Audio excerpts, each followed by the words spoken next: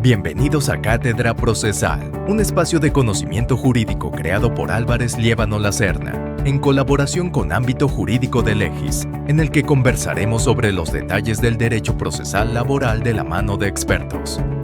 Comencemos.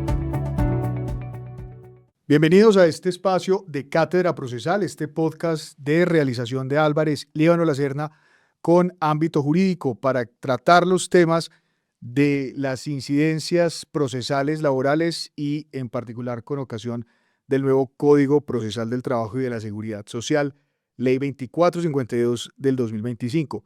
Soy Carlos Arturo Barco Alzate, socio director de litigios y formación de Álvarez Liébano Lacerna, y hoy tengo el honor y el gusto de presentarles en este espacio a una persona que por supuesto admiro y ha sido un mentor académico y profesional muy importante para mí, el doctor Carlos Arturo Guarín Jurado, que ha sido docente universitario durante décadas y lleva 29 años al servicio de la rama judicial en Colombia, en posiciones como magistrado auxiliar de la Corte Suprema de Justicia, magistrado de tribunal y recientemente ha culminado su periodo como magistrado titular de la Sala Laboral de Descongestión de la Corte Suprema de Justicia. Doctor Guarín, bienvenido, muchas gracias por aceptar la invitación y un honor tenerlo aquí con nosotros. Gracias, Carlos. El honor es para mí, que estoy muy complacido de acompañarlos. Bueno, tenemos un nuevo código, 2025, entra en vigencia en abril del 2026 por la regla de vigencia de este nuevo Código Procesal del Trabajo. Necesitábamos un nuevo Código Procesal del Trabajo, era una urgencia para el universo del derecho laboral. Fue uno de los temas de debate en torno a si era necesario o no un nuevo Estatuto Procesal del Trabajo y de la Seguridad Social. En los ámbitos académicos relacionados con nuestro derecho social y con su componente procesal, pues había quienes defendían la tesis de que era suficiente con el código que se tenía y con la regla de remisión del artículo 145. Ese sector tenía unos contradictores muy fuertes en la judicatura, en el foro, en la academia, que sostenía la necesidad de tener un código procesal del trabajo completo, un código que fuera totalmente autónomo, que no tuviera necesidad de remisión. Eso impulsó buena parte del debate y buena parte de la voluntad hacia construir un nuevo código para no tener ya el juez ni los sujetos procesales, los apoderados de ellos, que remitirse a las normas procesales civiles para los litigios laborales en perspectiva de la naturaleza diferente de derechos que se discuten en materia social, en relación con el contrato de trabajo y con los derechos del aseguramiento social en pensiones, en salud, en riesgos laborales. Y por otro lado, también se buscó unificar, y ese fue un criterio muy importante en la Corte, fijar reglas de unificación que desafortunadamente la comunidad jurídica y concretamente la judicial, laboral y de seguridad social no asimiló y que llevó a que, como lo decía el entonces presidente de la Corte, el doctor Botero, uno de los grandes impulsores de este estatuto, que fuera como si cada juez o muchos jueces tuvieran su propio Código Procesal del Trabajo y de la Seguridad Social. Se advirtió, y así quedó expuesto incluso en la exposición de motivos, la necesidad de generar una normativa que no diera lugar a esa especie de inseguridad jurídica que representa que los jueces a motu propio, en una norma que es de orden público y obligatorio cumplimiento, como es un estatuto procesal y más de derecho laboral y de seguridad social, y fueran cada uno por el camino que les pareciera. Esa es una de las razones, digamos, originales de grandes discusiones sobre la novedad de esta codificación. Pero no podría leerse eso también de pronto como un capricho del ego de los laboralistas, tener que remitirse a a los civilistas o al Código General del Proceso, y lo decimos en tono de, pues por supuesto, respeto por los impulsores del proceso. Este es un espacio pues académico donde nos interesa hablar de estas cosas, de lo bueno y de lo malo, de lo bendito y lo profano, por así decirlo. ¿No es eso un capricho de laboralistas, un capricho del ego de los laboralistas tener que estar recurriendo o haber tenido que estar recurriendo a esas concepciones civilistas del procedimiento? E insisto, lo pregunto en clave de practicidad. Si teníamos ya unas normas civiles, procesales, lo suficientemente claras, una apelación adhesiva, que por ejemplo la Corte Suprema nunca, en sala laboral nunca aceptó, pero sí existía en materia civil, una apelación adhesiva, ese tipo de cosas tan decantadas en la parte civil. ¿Cuál era realmente el problema de seguir remitiéndonos a una codificación procesal civil y no tener que independizarla como si el derecho procesal en general fuera una habitación un hotel de muchas habitaciones? ¿Eso era realmente necesario? Considero que sí. Ciertamente tuvimos que enfrentar esa tesis subjetivista en relación con los egos, las vanidades de los líderes de la jurisdicción y de la judicatura laboral y de seguridad social en general. Pero siendo válido conceptualmente ese argumento y es un buen insumo de debate, pues hay circunstancias más profundas que radican en la propia naturaleza de los derechos que se discuten en los juicios laborales y de seguridad social, que son derechos de una estirpe particularmente sensible para toda la sociedad, en la medida de que la decisión de los conflictos jurídicos en materia laboral y de la seguridad social tienen que ver con un concepto más amplio, que es el concepto de paz social. Yo lo oriento mucho cuando entrego mis cursos de posgrado en esta materia. Es que se trata de los derechos más importantes de la gente, porque la mayor parte de la gente vive del trabajo. Y eso es más particularmente más urgente en una sociedad con tanta informalidad en materia laboral. Hay muchas discusiones fruto de esa informalidad relacionadas con el origen o el conflicto fundante, y es la existencia del propio contrato de trabajo. En Colombia se discute mucho litigiosamente el contrato y su existencia, y a partir de ahí los derechos que de él se derivan. Pero además tiene que ver con circunstancias también muy profundas de la vida de la gente en relación con su trabajo, y son contingencias tan graves como la vejez, como la invalidez o las consecuencias de la muerte.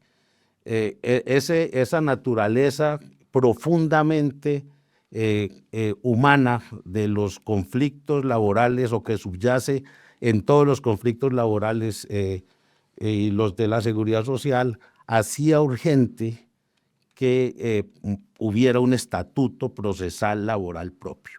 Pudiera contraargumentarse, y entonces, ¿por qué se remitieron al Código General del Proceso? Y que es una normativa concebida sobre el derecho privado, para regular conflictos de naturaleza civil, de naturaleza comercial, preponderantemente. Siempre pensamos que la naturaleza de nuestros conflictos, a la que me acabo de referir, relacionados con la existencia del contrato, la ecuación económica de los contratos, los conflictos de la seguridad social, van a llevar a que los jueces del trabajo reflexionen distinto la normativa del Código General que se trae al proceso del trabajo. La naturaleza de nuestros conflictos va a llevar a eso, y ahí vamos a tener una gran riqueza doctrinaria y seguramente jurisprudencial, porque la Corte en su sala laboral no será inferior a ese compromiso. Usted toca, doctor Guarín, un tema clave que es la naturaleza de los conflictos laborales, lo cual es indiscutible. Por supuesto, pocas cosas conflictúan tanto una persona y una familia, un núcleo familiar, como los asuntos laborales. Pero usted pone sobre la mesa una discusión que también seguramente lo invitamos a que la desarrollemos en otro episodio, es trasladar a los asuntos procesales esa noción sustantiva de la protección de la persona trabajadora.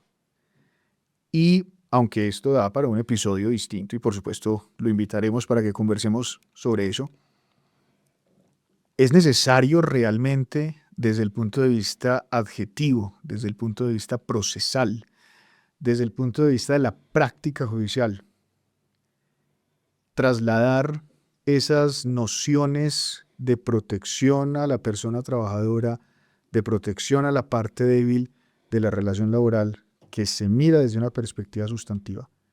Traerse todo eso al escenario procesal. No podrían estar pensando lo mismo los litigantes en materia de familia, tener un código de procedimiento de familia. No podrían estar pensando lo mismo los comercialistas para tener un código procedimental del comercio. Digamos, todos vamos a entender y todos vamos a tener en nuestras propias especialidades, nuestros propios intereses y nuestros propios dolores de cabeza y nuestras propias sensibilidades. En materia procedimental, un juez va a moldear las decisiones que tomen la práctica judicial pensando en la parte débil. ¿Es algo que vamos a empezar a ver en este nuevo código? No es propio de este nuevo código, es de la tradición del Estatuto Procesal Colombiano. Tenemos la idea en el foro, en la academia, y tenemos la idea también, claro que con menos impacto en la rama judicial, de considerar que el derecho tuitivo y protectivo es exclusivamente el sustancial.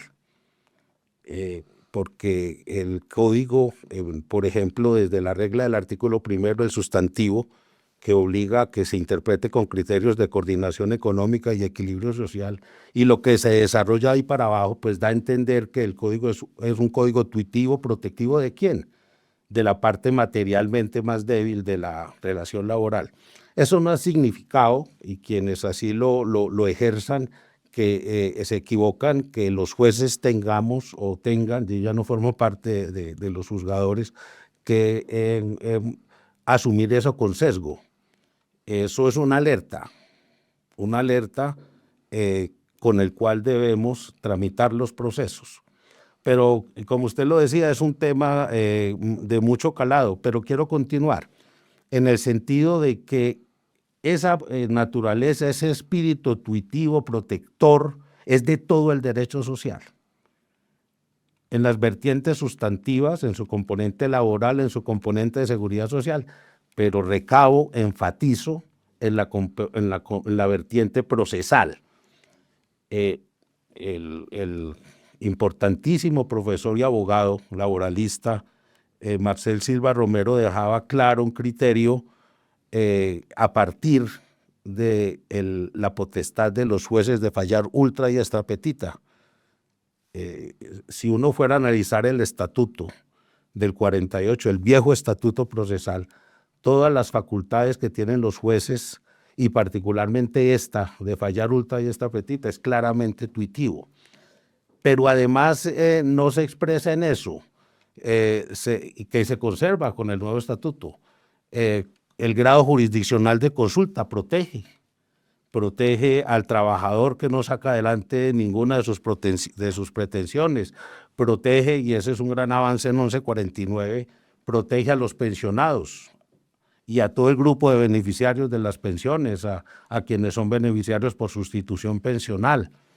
De tal manera que no es que el código procesal del trabajo y de la seguridad social nuevo llegue para irrumpir como protectivo, es que tenemos una tradición profunda.